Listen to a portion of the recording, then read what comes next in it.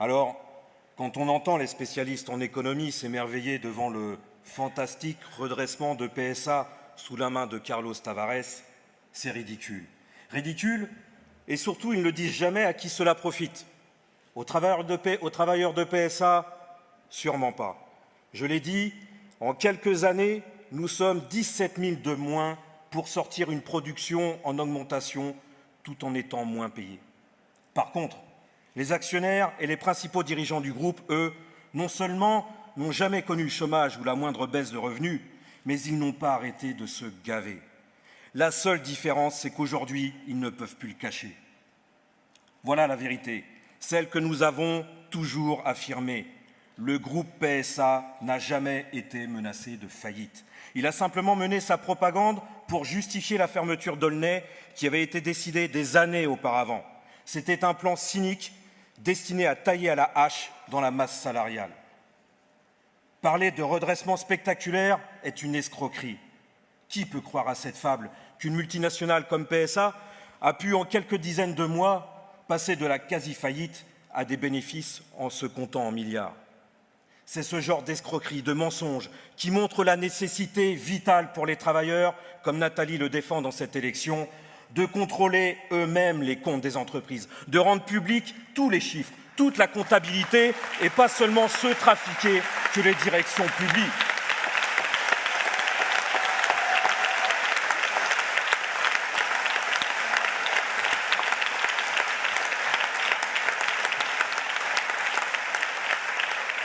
Car vous savez, les travailleurs ne doivent jamais, en aucun cas, croire les patrons. Ils mentent comme ils respirent.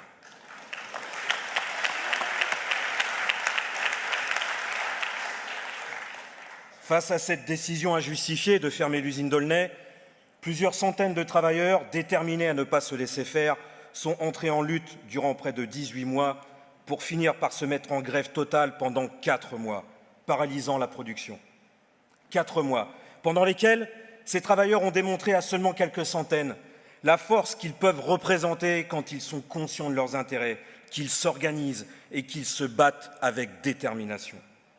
Oui, camarades, ce n'est pas par la négociation autour d'un tapis vert, ce n'est pas en remettant leur sort entre les mains des dirigeants syndicaux, ce n'est pas en faisant confiance à quelque gouvernement que ce soit que les travailleurs peuvent changer les choses. C'est uniquement en utilisant leurs armes de classe, les manifestations de rue, les occupations d'entreprises et la grève.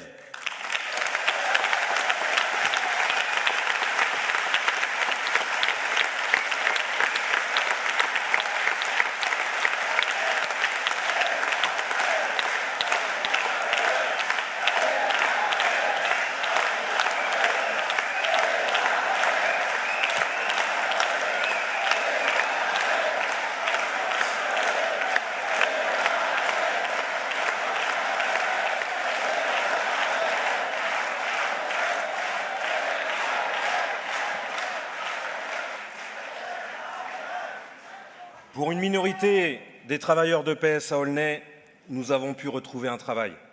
Pour beaucoup, encore moins bien payé. Pour d'autres, comme moi-même, en choisissant le reclassement interne au groupe PSA. Ce qui implique des temps de transport parfois multipliés par 3 ou par 5, ou carrément une migration dans une autre région, en Alsace ou en Normandie. Mais pour la majorité des travailleurs, cela a été le Pôle emploi, les ACEDIC, le RSA et la chute dans la pauvreté. La guerre sociale, concrètement, ça veut dire ça. Alors quand les politiciens qui se présentent dans cette élection tentent de la nier, parlent de la démocratie dans l'entreprise, du dialogue social nécessaire dans les entreprises, nous savons, nous, que dans une société d'exploitation, vous avez en face de vous un patronat qui n'a comme objectif que de tirer le maximum de votre travail pour ensuite vous faire la peau. Il n'y a pas de dialogue social, il ne peut pas y avoir de dialogue social. Il n'y a pas de démocratie dans les entreprises. C'est la dictature des patrons et elle durera tant que les travailleurs ne se lèveront pas en masse. Entre le capital et le travail, il n'y a que le rapport de force qui compte, c'est eux ou c'est nous.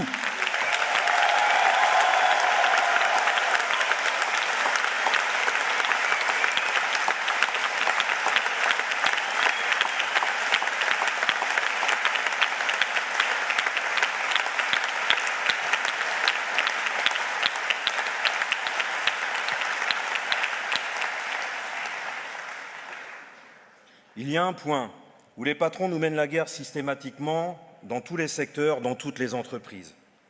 C'est sur ce qui nous permet de vivre ou de survivre chaque mois, les salaires. L'exemple de PSA illustre parfaitement, mais je sais qu'il en va de même dans la plupart des entreprises, et il suffit de changer de nom.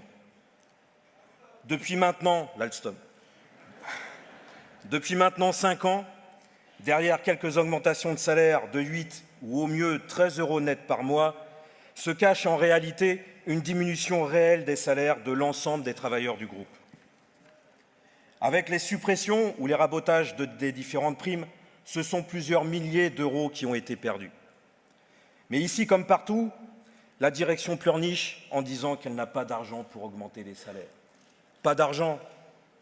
Les 13 € d'augmentation par mois qu'on vient de toucher représentent pour la direction une dépense de seulement 25 millions d'euros pour l'ensemble des travailleurs, c'est-à-dire à peine plus de 1% des 2,15 milliards de bénéfices de 2016. 55 000 salariés du groupe doivent se partager 25 millions d'euros, pendant que les 4 principaux dirigeants de PSA se sont, eux, partagés comme rémunération en 2015 12 millions d'euros, dont Carlos Tavares, évidemment, est en tête, qui tourne à lui tout seul à 5,3 millions par an, soit 14 500 € par jour, samedi, dimanche compris. Et jour férié aussi. Et gageons que son salaire va très certainement doubler avec ce record historique des bénéfices. Et si les principaux directeurs de PSA, qui ne sont que des larbins de luxe des actionnaires, sont si bien payés, les actionnaires, la famille Peugeot en tête, vont ramasser bien plus. Les 140 membres de la famille Peugeot vont recevoir 55 millions au titre des dividendes pour l'année 2016. 55 millions pour 140 nantis, 140 parasites qui ne doivent leur fortune, leur train de vie, qu'à être nés avec une cuillère en argent dans la bouche.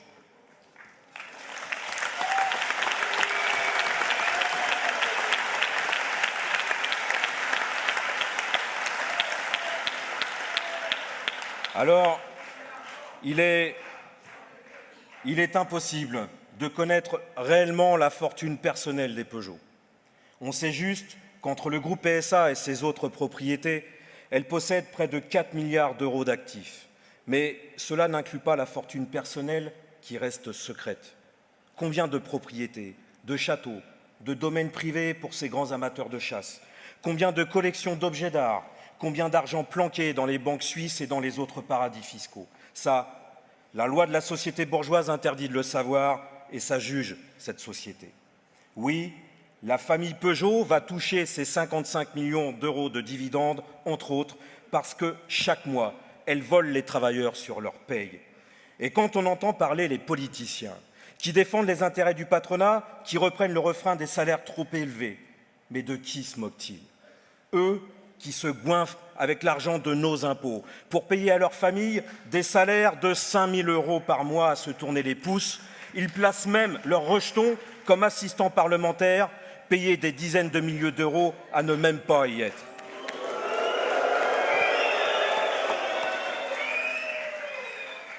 Alors qu'à l'opposé, lorsqu'un enfant d'ouvrier à PSA a la chance, car ça devient un privilège, de pouvoir se faire un peu d'argent au mois de juillet durant les vacances scolaires, c'est pour travailler à la chaîne, risquer l'accident du travail et gagner péniblement 1 100 € dans le mois. Alors, face à tous ces politiciens arrogants, à tous ces bourgeois avec leur coffre-fort bien rempli, qui vivent aux 4 coins du monde, nous leur disons que nous n'acceptons pas ces bas salaires. Oui, il est parfaitement légitime de réclamer pour commencer à vivre correctement un salaire à 1 800 € net par mois, qu'il est légitime de revendiquer d'augmenter tous les salaires et toutes les pensions de 300 € par mois. Et comme ils ne seront pas d'accord, car ils ne seront jamais d'accord parce que ça serait autant pris sur leurs bénéfices, eh bien, il faudra leur arracher par la force, c'est-à-dire par la grève, par la lutte.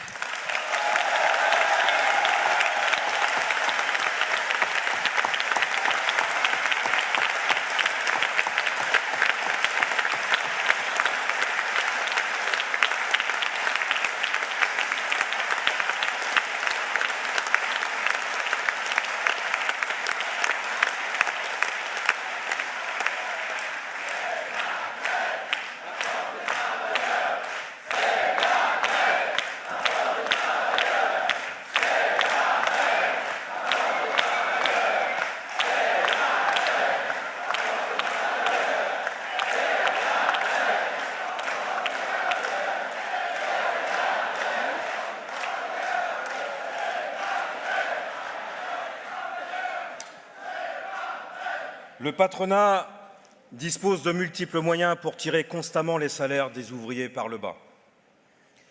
Un moyen parmi d'autres est l'emploi des travailleurs intérimaires.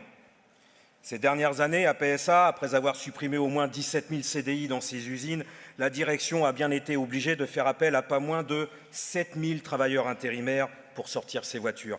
Car il reste une vérité absolue, incontournable. Sans les ouvriers, il n'y a pas de production de voitures. Et il est courant de voir sur des chaînes de production l'intégralité des postes de travail tenus par des intérimaires.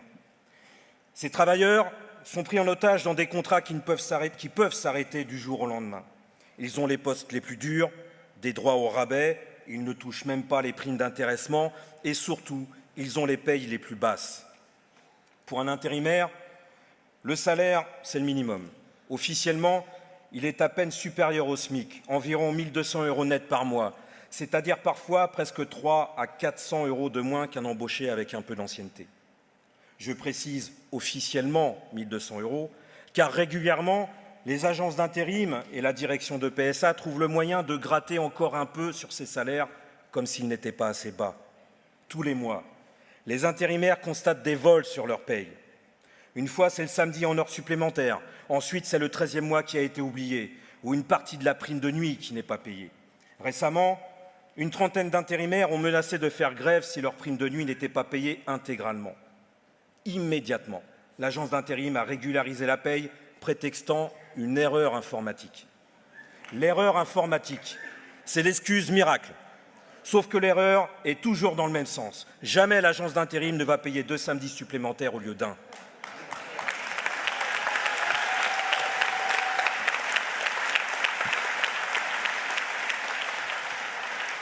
Alors, il n'est pas étonnant que dans les entreprises, pour imposer cette condition d'exploité, cette condition d'esclave salarié, les patrons mettent en place des règlements répressifs. L'objectif est d'étouffer toute contestation. C'est de tenter de faire baisser la tête, c'est de tenter de démoraliser pour qu'au final, on accepte toutes les conditions que le patron voudrait nous imposer. La devise « liberté, égalité, fraternité » au fronton des mairies, c'est déjà pour la galerie. Mais dans les entreprises, là où se fabriquent les bénéfices, là où s'organise l'exploitation, le patron ne prend même pas la peine de faire semblant. C'est sa loi et rien que sa loi. Bien sûr, aucun journaliste ne s'y intéresse. Pour cela, il faudrait que la presse ait la volonté de dénoncer les brimades, les sanctions, les licenciements disciplinaires. Elle le fait, rarement, quand un patron dépasse les bornes que la morale admet, et surtout quand des militants le dénoncent, comme cette caissière de Auchan dans le Nord qui a fait une fausse couche sur son poste de travail et qui a même été menacée de licenciement. Mais 99% du temps, cela se passe dans l'indifférence générale. L'arbitraire patronal, chaque travailleur le vit quotidiennement. C'est une politique consciente du patronat car un système d'exploitation ne peut pas être accepté par plaisir, volontairement. Et là encore, il ne peut pas y avoir de dialogue social. C'est le rapport de force entre le patron et ses travailleurs qui fait la loi. Dans toutes les entreprises, nous connaissons des règlements intérieurs stupides qui imposent des règles non moins stupides. En réalité, l'entreprise est une zone de non-droit démocratique. C'est le patron qui concentre tous les pouvoirs entre ses mains. C'est lui qui écrit le règlement intérieur. C'est lui qui accuse le travailleur d'avoir commis une faute. C'est lui qui juge lors de l'entretien préalable. C'est lui qui décide de la sanction. C'est lui qui l'a fait appliquer. Mais les travailleurs ne sont pas dupes et régulièrement, ils réagissent collectivement. À l'usine de PSA à Poissy, comme cela arrive souvent dans toutes les entreprises, récemment, 2 travailleurs se sont simplement pris le bec à cause du travail. Dans l'heure qui a suivi, ils étaient convoqués à la direction pour se voir notifier une mise à pied conservatoire à effet immédiat pendant 15 jours. C'est-à-dire que, pour une petite engueulade, ils ont été renvoyés chez eux sans paye et convoqués 15 jours après à un entretien préalable au licenciement. Vous voyez, entre nous, que la justice patronale contre les ouvriers est bien plus expéditive que la justice bourgeoise pour les Fillon et compagnie.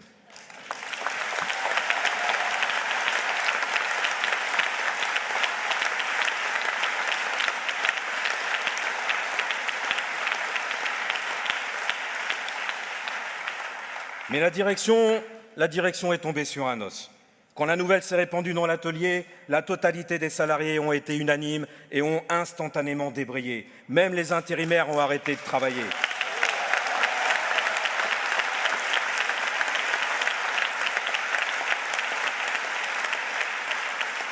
Et du coup, la direction a pris peur, a dû reculer, et les 2 salariés ne sont pas licenciés, même si pour le moment, les 15 jours de mise à pied n'ont pas encore été remboursés, mais la solidarité des travailleurs a payé.